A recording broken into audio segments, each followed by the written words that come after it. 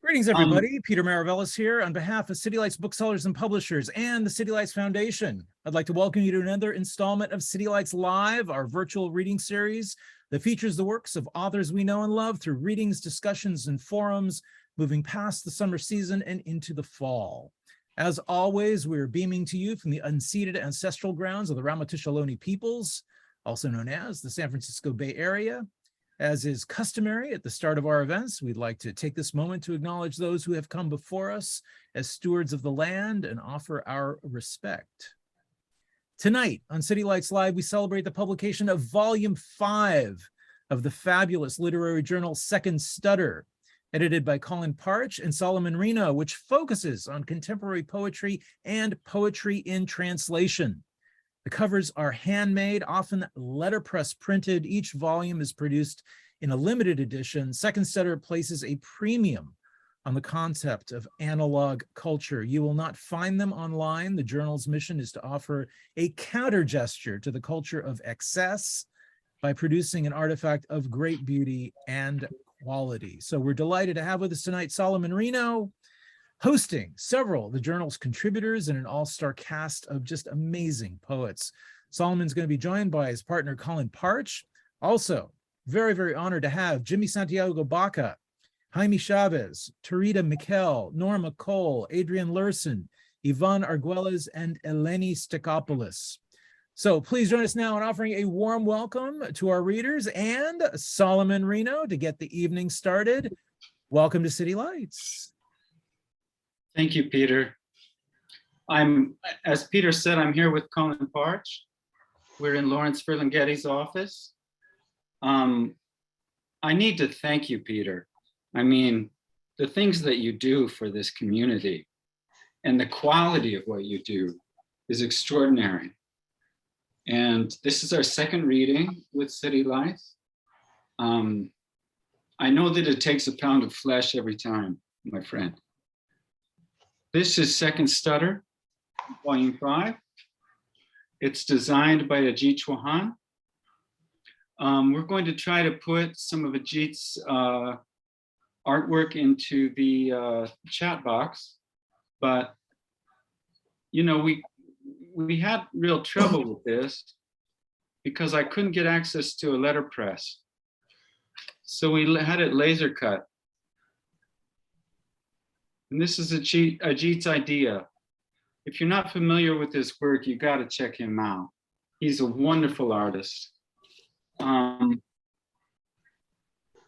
We intended Second Stutter to be annual. But over the past 2 years, I mean, when I saw this, I kind of freaked out. This says San Francisco 2020. And in the colophon, it says May 2022. That's because it took so long to realize this, given everything that we were up against. It's important to note that this is an endeavor of the hand. There is no digital presence. I'm repeating a bit what Peter said, but I think that's why we've gotten a lot of attention and a lot of empathy, because there's empathy in the hand. We're going to have Colin read first the collaborative text we wrote together. I want to say something briefly about each reader. When Jimmy Santiago Baca came into City Lights, I was just stupefied. My jaw hit the floor. I've been reading him in this store since I was a teenager. And I don't care about Led Zeppelin. I don't care about Yoko Ono. I don't care about all these people, these famous people that come into the store. But when Jimmy Baca walks through the door, I just rush toward him. 2 days later, we were having dinner together. Tureeda is a wonderful poet and a beautiful friend. And I'm so happy to see your face. Ivan, you know, Ivan he sends me 2 poems per morning.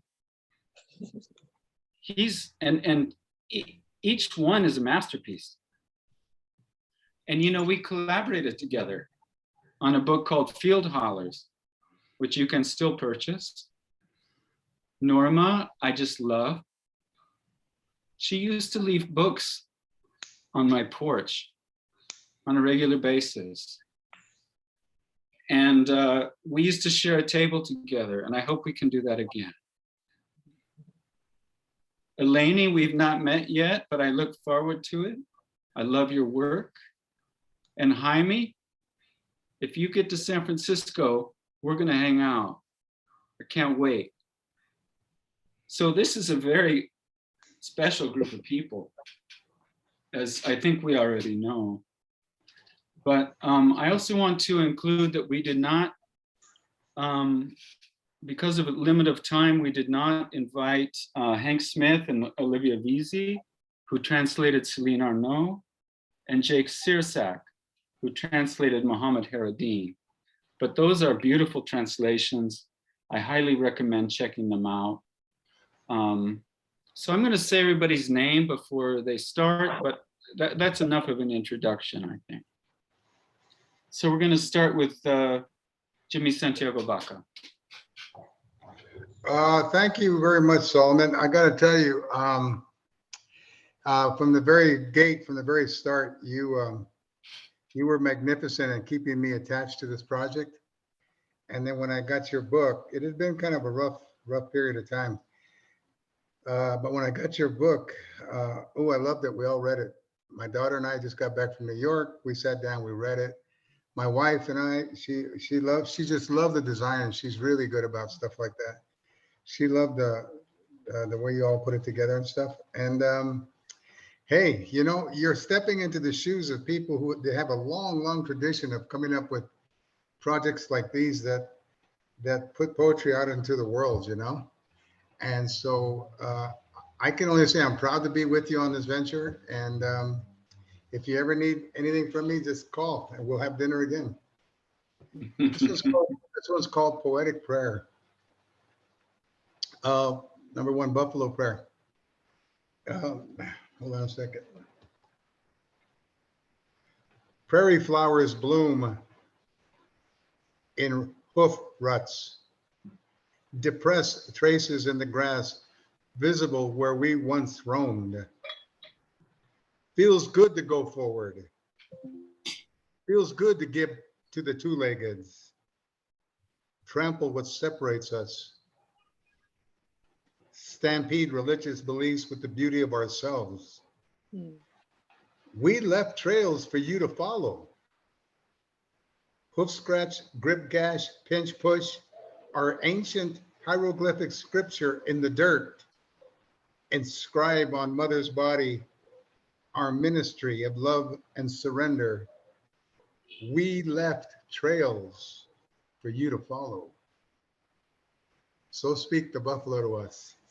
The second one is I'm going to read you a letter. By the way, if you hear background noise, it's because it's this raining deluges here in Albuquerque, New Mexico.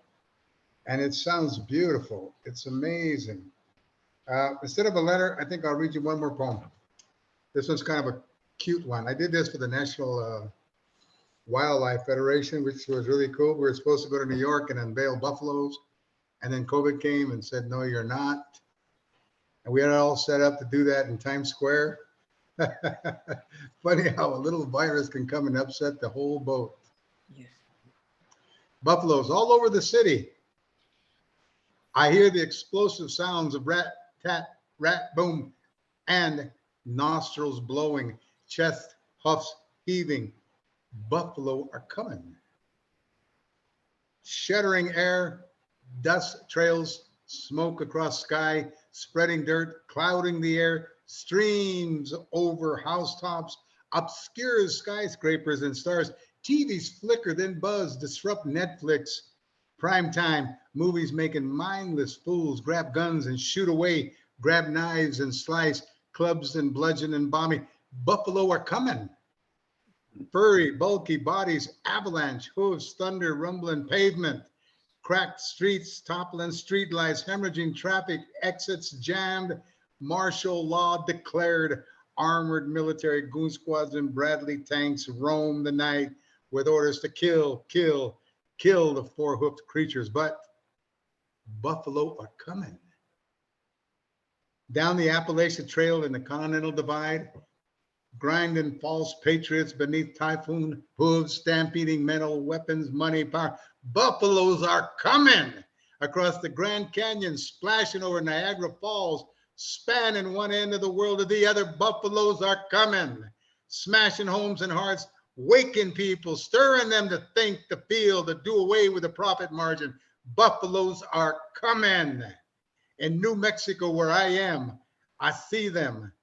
North of Santa Fe on my farm, friends call, hey, you see them too? New Hampshire woods, Seattle shoreline, India's mountaintops. Buffaloes are coming. Across deserts and Kansas cornfields, across Alabama football fields, Florida golf courses, Southern California beaches, flattening New York City gyms, crushing treadmills and stationary bicycles and elliptical machines, and melting yoga mats. And as the sun rises over the cliffs and on my cabin here in Anasazi territory, here I am lying on my side, watch the sun hit a distant peak. Slowly it comes into sight, emerges from the darkness of dawn.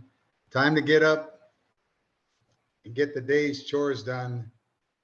But this morning, a white buffalo stands visible in the autumn mist.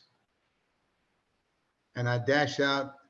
It approaches me in my pasture and I give it a slap on the rump and it bolts through forest trees. And watching it, I have a desire to follow. Answer. Its voice spoke to me the way fire talks to darkness. Get on with lightening up yourself, it said. Gristle and knees, shoulders and neck, stomach and fingers. Its voice spread throughout me, one beautiful, smooth spreading of light. Live as a human. Live as human. Live human. Yep. Thanks very much, everybody. I appreciate the time and the effort everybody put into this. Thank you, Jimmy. That was beautiful. I forgot to mention Adrian. I made a mistake. So, Adrian, I look forward to hearing you read. I should have mentioned you before, but let's move on to Tureeda. Tureeda Mikell. Thanks again for having me be a part of this really historic piece, and among such honored poets and wordsmiths.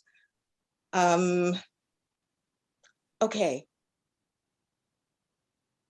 The first piece I'm going to read is from the book because I've had certain things in order. So there'll be 3 pieces. One is somewhat short. Spells, labyrinths, double talk. Sticks and stones break bones and homes. Take fish hook star from eyes. Altar, altar, ark, ark, covenant, government, enterprise, enterprise, paradise, paradise, prophets, prophets, sail, sail, worship, worship, pray, pray, peace, peace, sun, sun, parish, parish, jewel, jewel, good God, which is a weak declension there. Why alter earth's altar? Silence the ark for an ark. Why douse sacred fire of every kind? Who enters prize for this enterprise? Why did the son of the sun worship with worship? Prey on those who pray for peace. Set sail for sale of peace with paradise for paradise. Governments profit, gamble with profits, covenant of light. Will jewels perish in parish of jewels? Whose good is sacrificed for the concepts of God? And from the book, Bummum, and Summum. They tell us, judge not, lest ye be judged. Doll monkeys demonstrate what we are to imitate. Hands cover ears, eyes, and mouth. We ask, what does this mean? Do you want us deaf, dumb, and blind? Parishioner answers, hush, the good book reads, we send you out as sheep among wolves. But are we to be deaf, dumb, and blind among them? Quiet, they say. Judge not, lest ye be judged. We ask, judge not who is the wolf, while we are sheep? Silence, they argue. Toss not your pearls to swine. Toss not our pearls to swine. Judge not who is the swine, while deaf, dumb, and blind. It is the commandment. Judge not, lest ye be judged. I send you out as sheep among wolves. But why deaf, dumb, and blind? Be silent. You ponder too many questions, too many questions. Have faith. Whose faith? Why are we not to see the wolf that may devour us, nor judge who is the swine we are not to give our pearls? Annoyed smiles answer, come into our parish of worship. All will be taught and explained unto you. We question this word, parish. Their good book reads, a people without vision will perish. Why did they exchange one vowel to create another vowel? Oath, pledge, promise. Why does parish and parish carry the same sound? Why must we do what the doll monkeys do? Why hear, see, and speak without truth? We question the rules of the churchmen. We will not be silent. We will listen and watch how wolves prey. And then the last piece is confirming. I had fun with this, my family. The ritual, number 1. Biophysical, spring spirals, sprites, spirits, moisture, heat, chariots, funk, sweet, swing low. Let us ride from the other side, where metaphysical tones, enthroned homes, bathed bone, call out, oh God, oh God, oh my God, on a good day. 9 moons sanctify a ray of sons and daughters, canonizes flesh, stone water on scenes, seen and unseen. Heart beats immortalities, wombs, empirical looms, spherical room, singing lyrical tunes of joy and pain, sunshine and rain, because everybody got a little light under the sun. 5 cosigns, 5 sisters and brothers. Math logic baptizes lives of fathers from mothers. A Fibonacci wheel keeps on turning, rolling, rolling, rolling down a river, sealed in red mitochondrial reels. Mama's helix keeps us real, rocking steady, calling song exactly what it is, humming all kinds of medicinal lullabies up in here, lips, eyes, ears, nose, crown, tether 4 extensions down. How great thou art, poets, dancers, musicians, scientists, farmers, mathematicians, paying dues, crossing toll booths, en route to mysteries, sometimes crude, but adores the magic of molding hues of you, baby. Thank you. Beautiful, beautiful. Wow, Tureeda, you made me cry. That was gorgeous. Well, thank you. Thank you. I'm honored. Yeah. I'm honored to be among so many. Well, Yeah. we're graced with you. Thank you very much. Mhm. Next, I want to introduce Iván Arguelles, my friend and collaborator, who's one of the greatest American poets alive. Thank you for those words. I'm going to read 3 poems. Kyrie eleison, world inflated by apocalyptic fanatics, about to explode with terrorist syntax, oblivious to the tented Olympian sky, menaced with extinction by the swollen finger of the deity who governs nicotine, to which was led a rich pavilion, colored the flag of all hues and distances, rioting, tear gas and flashbangs, national physics, patrolling night, starless incriminations, a judicial error in triplicate, hives, crystals, minutiae sprawling in the cyclops' eye, shot, blood hiatus, mobilized in faux Greek O's.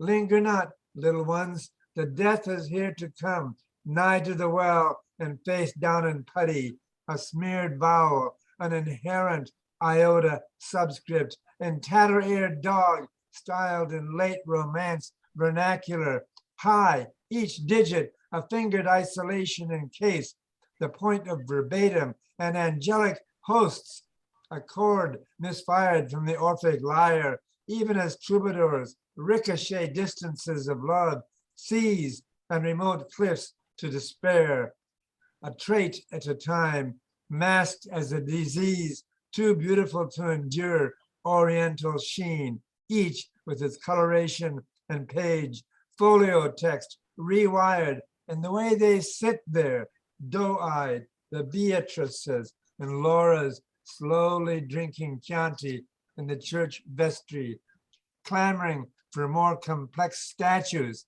the talking kind and Sicilian puppets that they are, begin to mime and chant, contralto and soprano, Kyrie delusions, mystified by emergency room murals, pictographs, idiolect and pre-Sumerian, sometime before the flood, and learn for the first time to die, given an envelope full of hair clippings from the day before, lonely solo saxophone in its very noon, when everything comes to a still point, but for locusts hidden in wheat sheaves, transparent wings flaring in swarms, bluish clusters in siesta formation.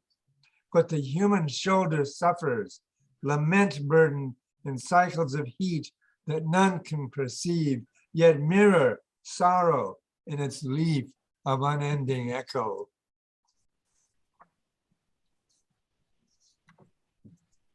The creative writing class. Penned a note late night to Eliot or Pound, was awake counting quoits, the universe along, include Joyce whispering in the mold his Western dream of rising soon, and lived enough to tell as I learned to write an alphabet, and choicest of the sounds in echo did renown a staff and pike, a note, the wireless round, and 50 times or more lunations that I spent quilling a lover's note in ire to learn and form the spelling asterisks afar. Who could speak as I had spoke that afternoon, late spring in the high school choir, a hand fused to riddle codes of ancient Mycenaean, confounded Mayan glyph with Etruscan tomb, the mirror backwards dangling by a thread, and red became in plenty, and the fuse and fear implied, each mind as it turned to vacate its lodge and whiten the cloven spire. Also, dear dead, the deafer you did grow gave no taint to my nascent spark, nor puzzle into my intent, as scripts went rattling about sweet Luna's pyre, and buttressed between archaic vowel and tone the heights of stone, the running that burns underneath, and sleep, amazed that fools imply, will offer truths afloat. Nay, did the class return their gaze and wonder what I meant when I imitated Priam in his web and sent Hector spinning like his top, dustier than the spider in his grave. And look, I aspired, pointing to the calendar in its Italianate rotund. No day is greater than this night I spent penning verses to Villon and Petrarch in a Frankish tongue. Darkest woods and deeper still the gravid idiom of grief, and sorrows a million dread, and girls in their summer hose who averted eyes of flame. Me they saw no more but a shadow of fustian lore, the caustic and drill of language, the bore that finds in rock the spirit to endure time's knot. Talking as statues do when noon has lost its heat, into cold marble they return loose verses, chiseled from the Ionian shore, and lasting through middle hours of the dark, the fingers that weep, removing grass from Achilles' shield. The cosmos hold no more, and fiery whispers, none understand but the ear that belongs to none. Sand breakers, surf, and waves of blackening, and horses running mad along the beach, and brains in their labyrinth recalling virgin myths about the fairy queen, and oblivion on the page. No library could withstand what I had to say, and what I had to say was not a syllable caught between vast samples of light unborn. This much to Pound or Eliot did pen, and to Joyce I gave reply as to why the wake, and as to forever misunderstand death's rattle, multiple like the sound of leaf and stone. And the third poem is In the Merry Month of May. By what uneven syntax does the worm hold sway? Macromolecular demons unraveling the script of time. Each day release distortions of mind and thought, and flowers born just at dawn now bend their necks in sweet decay. The ever was of the world, the height once scored to be at hand. The distance gained is now fourfold lost, and traffic both ways denies the sun its total grace of shine. And what is it you demand, standing in your store-bought line, a brace of hounds and some meal to feed the dying cattle, or simply a new ring to your fading mate? Songs there are for times like this, and ballads silent as the morning dew, and remembrances of souls stolen from the bright of day, and whatever else mortal plight stains with unaccustomed hue and pain will not subside, but grief increase and sorrow sough among the rushing grasses, yearning for precious light. Do seas hold sway thundering against the fief of rock? Does purple mountain haughty and lone desire to fly? What of this earth, this paltry blue gassed history of rags, fictions of weave and tear, the myths of come again, and losses by the millions over epochs doomed with glory? Which of the several continents will be first to submerge? Do we hear at last fragile voices buried in the leaf? What do their small vowels declaim against such winds that uproot temple, dome, and rows of sacred trees? Will we breakfast ever again in some cliffside inn that clings to earth's edge, overhanging a paradise of waves?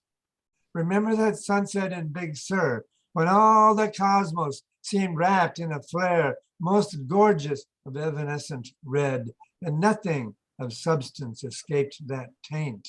The ocean is a breath away in the islands of remote, where bells and husks and titled bones gather in the dusk. the gloaming of unpaid ties, the worry and burden that tasks mortals, plunging them into a black surf where the original seed feeds on its own demise. Nor eye, nor ear, nor memory itself retain anything but echoes of death's tattooed daughter, oblivion. Thank you. It's hard to believe that insomnia offers such a gift.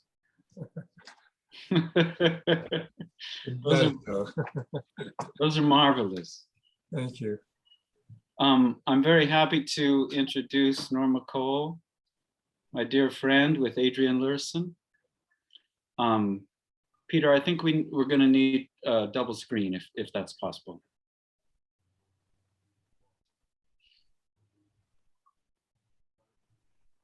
Thank you. Great.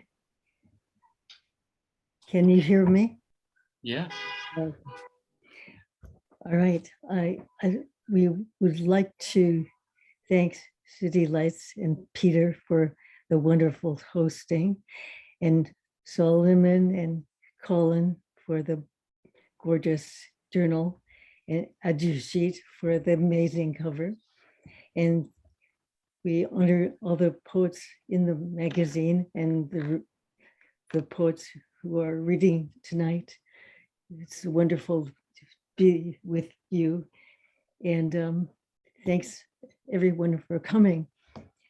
And we're going to first read from the work that we wrote together.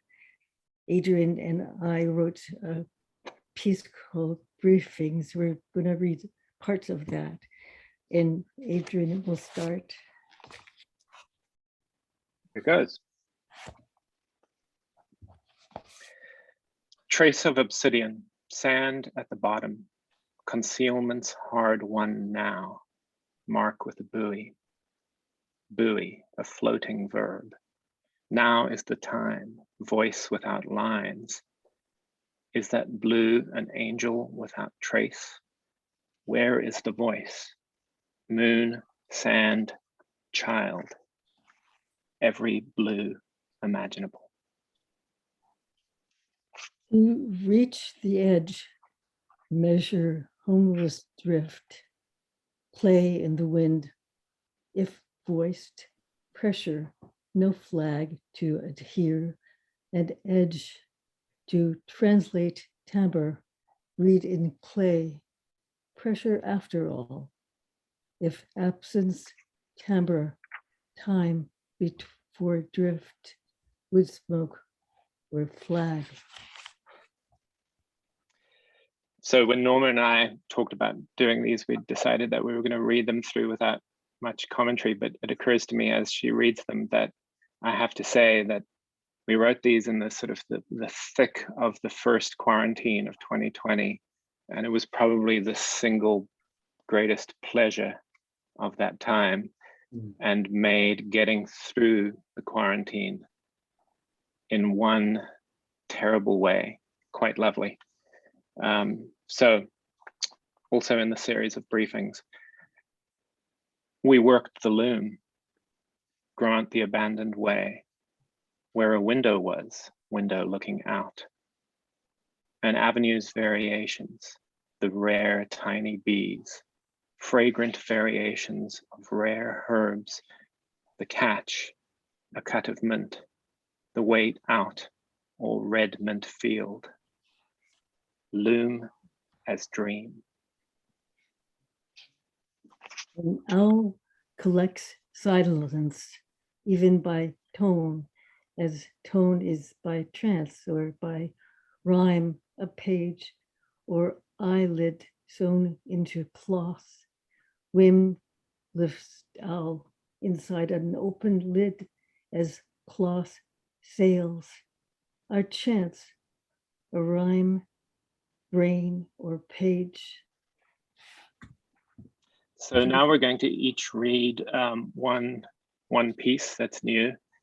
And if I rehearse this correctly, I'm supposed to introduce you now, Norma. Sorry to cut you off. I've had the pleasure of hearing this already, and I feel like I'm sort of in on a secret that you're all about to be in on. This is just an absolutely lovely new poem from Norma. Here goes. Thank you, Adrian. The matter, the chatter of the world is just a breath. That's a paragraph from Dante, from the Purgatorio. Conditions in the moment, conditions in the present moment. Conditions are melting in the present moment, lost in different tempi, a striking concentration of them in it and of it. But when the state withdraws from the social contract, oh, walking dream, the armature of striking concentration removes system from sound. Someday will mean these large-scale stained glass windows seem essential to private time. Moon in Scorpio, fallen asleep, but not where you wake up. Can you place this photo from the broken old Bible? Tell us the end and ruin everything. The pink cloud, the ridge line, and everything. Grassland, aspen groves, stand of redwoods. Trees make the light. Sense of distance, prospect, ever-changing, feverish refraction. Mind not inclined for the stories not found here. And now Adrian is going to read from his new manuscript, which was the winner of the Colorado Prize for Poetry this year, and is going to be published by the Center for Literary Publishing in November. It's called Human is to Wander. And I think you're going to read Teeth. Yes. Thanks. And before I read this last piece, I just want to say thank you to City Lights and Colin, Solomon, and Norma for these collaborations, and everyone for listening in. It's really an extraordinary pleasure to be in a digital age, to find your words in such a beautifully handmade object as Second Stutter, and thank you for that. So Teeth is the first poem in the middle section of my book, which is called A is for Angola, and I suppose you could call it a dictionary during a time of war. And it's Teeth, a methodology, as though to explain the method of this crazy dictionary. Teeth. Absolute north is to guerrilla outpost, as love and antelope are to the bush they occupy. Uniform urgency as overt as names on a skirt. The range is an exercise, tame as a vase, and to talk is to occupy. In time, the range is a plane without end, an envelope of light, unable to injure itself. Or an ostrich, and light becomes the uniform. Lips, a skirmish between what's open and what is tapping to loosen time. The plan to explain is absolute, but only an entrance. Thank you. Thanks, everyone. Wow. Adrian, thank you for your kind words. I, again, apologize for not mentioning you initially, but I hope that we can continue to communicate, because I think your work is very beautiful. And thank you. important. Thank you. I was actually the last reading I went to was the in-person second stutter at City Lights before the pandemic, I think you told me that. and it was Yeah. pretty phenomenal. So it's lovely to be here now. It was pretty dope. Yeah, sure was. Now I'm going to introduce Eleni Stecopoulos, who I hope to meet very soon, who's also a wonderful poet. We don't have any second-rate people here. So I'd like to invite Eleni now. Thank you, Solomon. Can you hear me? Yes. Great, okay. Thank you so much. Actually, we did meet once before the pandemic when you had Will Alexander playing at your house, I believe. Yeah, that seems likely. Yeah. But I look forward to meeting you again. Meeting again, yeah. Yeah, thank you so much, Solomon and Colin, for including me in your gorgeous journal. It's an honor to read with everyone here today. And thank you, Peter. It's a real honor to read with City Lights, of course. So I'm going to read a piece called Jesus the Magician. There are a few notes, so I'll just tell them to you before I begin. The line, don't trust, don't trust, don't trust, is from the poet Beth Murray's book, Cancer Angel. And I refer to an extraordinary performance by Beth in a program I hosted some years ago. There are also references to the work of the scholars Morton Smith, from whom I've borrowed the title of the poem, and Hector Avalos on early Christianity. The translation of Luke is by Gregory Lamza.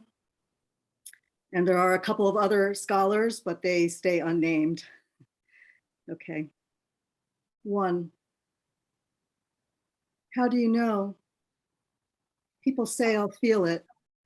The right thing to do, I'll know. But I don't know. There's no sign. By October, the woman had been to 3 who called themselves healers, who claimed to have cured others with her disease. One only suggested they could teach her how to die. None of them spoke of how much healing is doubt and distrust, how the conjure of the word sounds like light suturing the wound, the text that method is, straggling on the road unsure of the reach to the interior, who to listen to, how to trust what the veins know. Beth inverted against the wall at the subterranean, her shirt unyoked, her single breast. Don't trust, don't trust, don't trust. 2. A scholar who predicted the dark ages of America also wrote that the truth itself is healing. He should try that faith now. Radovan Karadzic, the Bosnian Serb psychiatrist turned architect of genocide, went on to practice energy healing unrecognized for more than a decade before he was apprehended and sentenced to life. When the terrorism expert Jessica Stern interviewed him in prison, she allowed Karadzic to lay his hands on her. Stern thought she could read his mind. Anyone who has long sought a cure knows there is no truth in healing. There is only the rupture of each attempt, the rupture and the suture, the binding hand, the touch, the act. This is why the doctor sucks out from the chest a foreign object he has hidden in his mouth. This is why the surgeon cuts out a rusty wire from the forehead with his fingers. This is why in Claire Denis' film, The Intruder, the Tahitians auditioned dozens of young men to play the part of the white man's lost son, to sit beside him in the hospital as he recovers from a transplant. The man who bought an organ on the black market, who woke with his chest taped up like a brick of cash, who thought he could sail to a place where others might relieve him of his bad heart. This is why the Savior is a master of disguises. 3. And every man was seized with amazement, and the people spoke among themselves, saying, "What kind of word is this that he commands unclean spirits with authority and power, and they go out. Luke chapter 4, verse 36. The miracle worker would not say who gave him authority. When asked to give a sign, he refused. He did not explain his power to cast out demons and raise the dead. When the synoptic gospels say he had authority, they signify that his opponents viewed him as a magician. Authority meant having a demon. Jesus compelled his demon. His name would be invoked on lead tablets to conjure still other demons. Authority was the code to deny his divinity. This was how his performance of miracles was defamed. That Jesus may have practiced magic was not at odds with the popular appeal of free healthcare. The universal access Christianity offered, healing available to everyone, no matter how poor or despised, was underwritten by the act of resurrection. Eventually, the cult of Asclepius, god of medicine, was violently replaced by the cult of the wounded healer, a god both scapegoat and militant. What is the difference between a magician and a miracle worker, between making someone disappear and raising them from the dead? 4. He said I needed to be healed. What was the diagnosis? He never said. I stood in a room dressed in white. John of God was in the room. Did he perform psychic surgery? No. Did he touch you, treat you in some way? No, he never came near me. 5. The most profitable way of selling revelation is to withhold it. So the depressed people gather in a dim room, sitting in cramped little chairs, listening to the brooding man who wants them to dwell in sensation. And the depressed people go down with this man because they think descent means ascent eventually. They think if they go down into the dark, it really means light. But they're getting back to something far older than resurrection. No one stays in Hades, at least not the living. And anyway, your friends won't be there, the man says to me, because I'm a witch asking questions, taking notes in my little book. I'm a witch fouling the well, taunting him with theory, because there's no way this man's inert body will escape it. The scholar had played a trick on us. By the time we met him in the flesh, the renowned classicist had disavowed his scholarship, disavowed inquiry. Like others before him, he no longer wanted to write about his subject. He wanted to become one of them, a shaman, self-chosen, without initiation. He would recover the ecstatic tradition of the priest magicians and give it back to the people for the price of an all-day workshop. When he saw my notebook, he tried to humiliate me in front of the cult. This won't be part of your writing. 6. I worry that you focus on these false prophets, says my friend, a Buddhist poet, that you confuse them with enlightenment. I'm not confused. Much of the business of healing is false prophecy, a pearl of great price. Only I can save you. In this world and the next, I'll be with you. I'll always come back. Name me. Thank you. Oh my God, that was just positively gorgeous. Thank you. Wonderful. When we meet again, I'd like to talk to you. What was that, Solomon? When we meet again? I'd like to talk to you about that. Yeah, I would love to. Okay. I'm pleased to welcome Jaime Chavez. This is someone who, when I speak to on the telephone, makes me laugh to death. Can you hear me? Yeah. Good. We're transmitting from Taos, Nuevo Mexico, top of the world, to you all. Wonderful poets, beautiful book, incredible. I'm blown away, and I'm honored to be here with all of you today. I'm going to read from a book, Ancient Song. Ribbons of light tear through me, rivers and floods, innumerable suns, wind, fire over the land. What should I tell my children now that the eclipse has passed?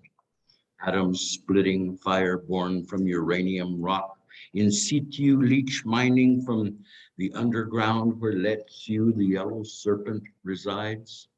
What should I tell my children? That standing rock is still watching over us? The elders continue to keep the fire, medicinal blessings to the four quadrants of the universe, singing ancient songs from the land and our people. Water keepers, water protectors, blessed you may be, safe from colonial rape. The empire is falling and there are deep fissures in the rock. Time's hands are bending as we lift ourselves up to peer over the horizon into the light of our own cosmic being. Like a shooting star coming home to rest from its journey. Por eso te canto yo. This is why I sing.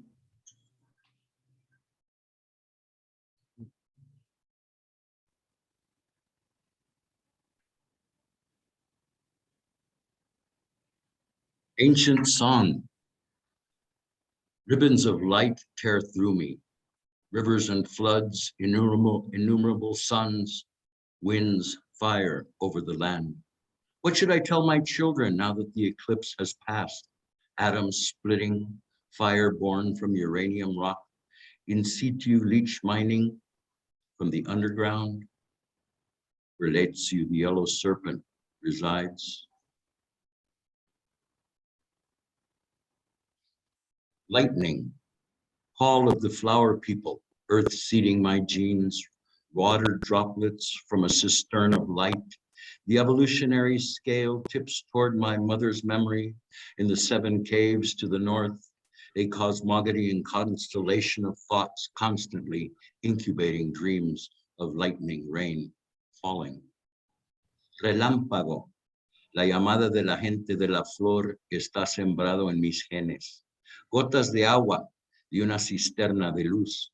La escala evolucionaria apunta hacia mi madre, cuya memoria descansa en las 7 cuevas hacia el norte.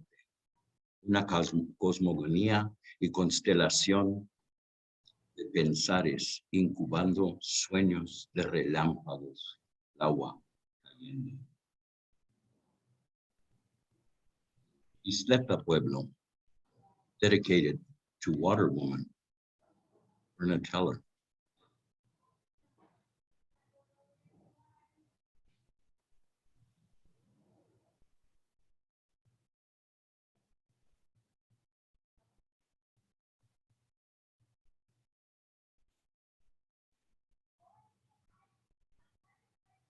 Celebration. Verna, in the celebration, heartstrings tug.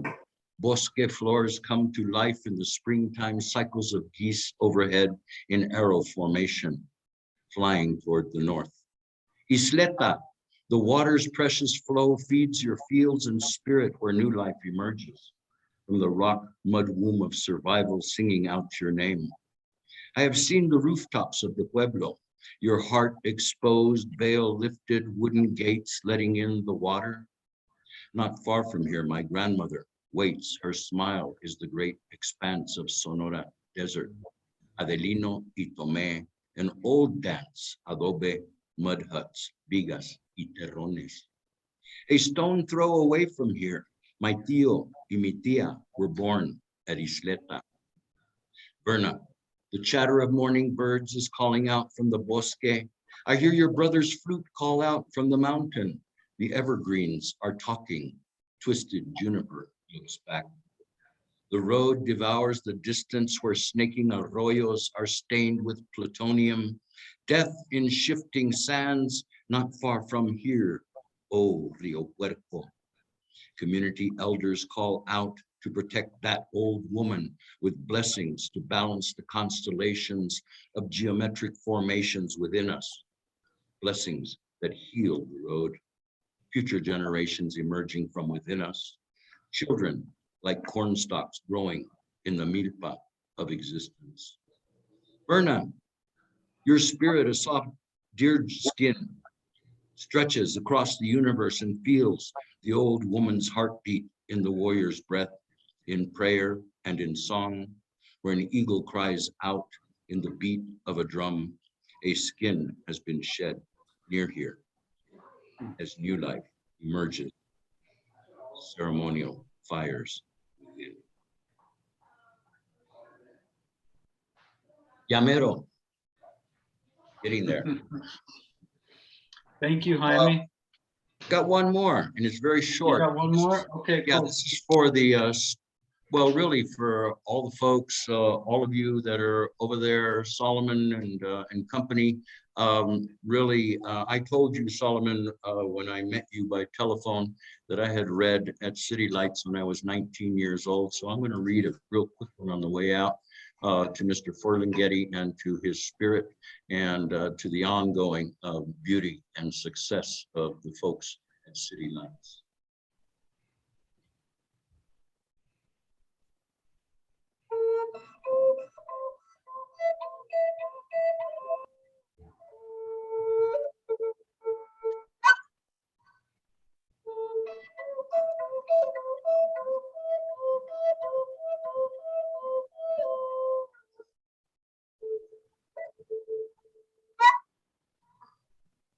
I feel you, ageless warrior. Your presence in time, your mystical word crying beyond sad clouds, a message to the world. Quinto Sol, your rays penetrate my head, your strength fills my being as we look face to face beyond the universe. Transcend limits, lights, and highways going nowhere, into nebulous smoking mirrors, prolonged lies, deceit in the face of mechanistic order. You weep to the tune of constant assimilation, facades, colorless, tasteless creatures of productive waste, emptying into the ghettos, barrios de hoy, people, food for a giant called progress. And what of yesterday when the tetone trees wept on the ditch bank, seeds of tomorrow, as your abuelo pulled the plow and your abuelita called for dinner, and now they're dead, the trees are dry, and the ditch no longer flows. Maybe someday, when we really find El Dorado, we will learn to see the numerous contradictions of our age, restless neuroses, anxieties that are blown by time away. Gracias. Thank you. Thank you, Jaime. I heard that you could make an auditorium come to its feet. Now I understand why. How about a pin drop and no to silence? Yeah. I made a mistake. Colin was supposed to begin with our mutual piece, so we'd like to end with that.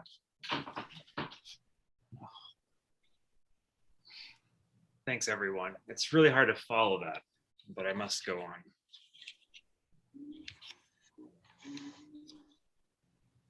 Wound edges.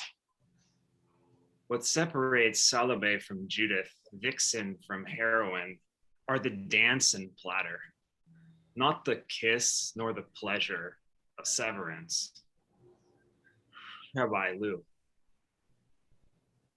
Carefully come seeking silence, an unlit stage, playing one immovable piece. I making room, a little God a box cannot. I watch. Words mosaic, meter flayed, flags, daemoon, detura, we are. Take the ripped sky, my hand, my brother, a field of dial a day, or hold in my palm. Holofernes, bathe me, February, I wait, shadow but only.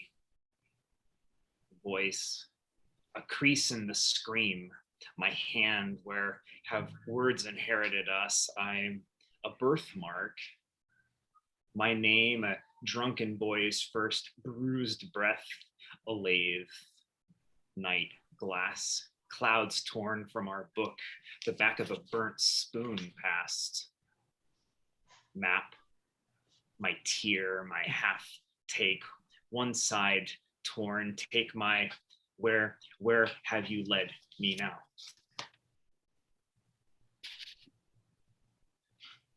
Thank you, everyone.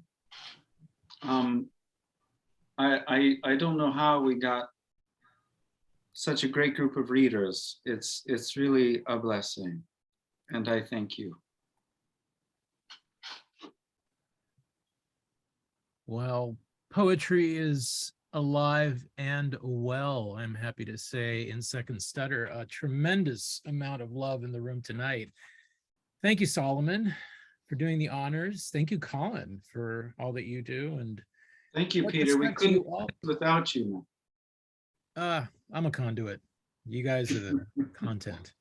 So Jimmy Santiago Baca, Jaime Chavez, Tureeda Mikell, Norma, Colin, Adrian Lurssen, Ivana Arguelles, and Eleni Stecopoulos. Thank you all. And thanks to all of you in the room tonight for helping complete the circle, as always. I just feel really grateful. This was tough. It took a lot out of us. And to see this realized, I don't know, I'm going to feel good about it in a few days. You know what I mean? I feel it's been wonderful. Colin, what do you want to say? Yeah, this has been incredible. It's been really incredible. This is, you know, this is the most important thing that I'm really working on right now, and I, you know, I'm so grateful that I get to be a part of this, and that we've kept this thing going for so long now, despite everything. And it blows me away every time we make another one, and people still want to be part of this, and incredible people want to be part of this, want to be part of something that I'm making, that he's making, that we're making together. And it's the relationships that really matter the most. Yeah. Really, they do. We have so many wonderful poets, but the main thing is that we have a lot of really good relationships with the poets. And Here's here. what's that? Here. Yeah. Yes. The relationships with the poets. Amazing. Thank you so much, you guys. Thank you, Norma. Thank you very much, Solomon and Colin. Thank you, Yvonne. And Peter. Great night, great night. All you guys who read were great. Yeah, it was the material was wonderful. There was never anything that I didn't fall asleep in my chair. That's what we're going for. Don't fall. Okay, buenas noches, everyone. Okay, Yeah. buenas noches. Thank you. Thanks for listening.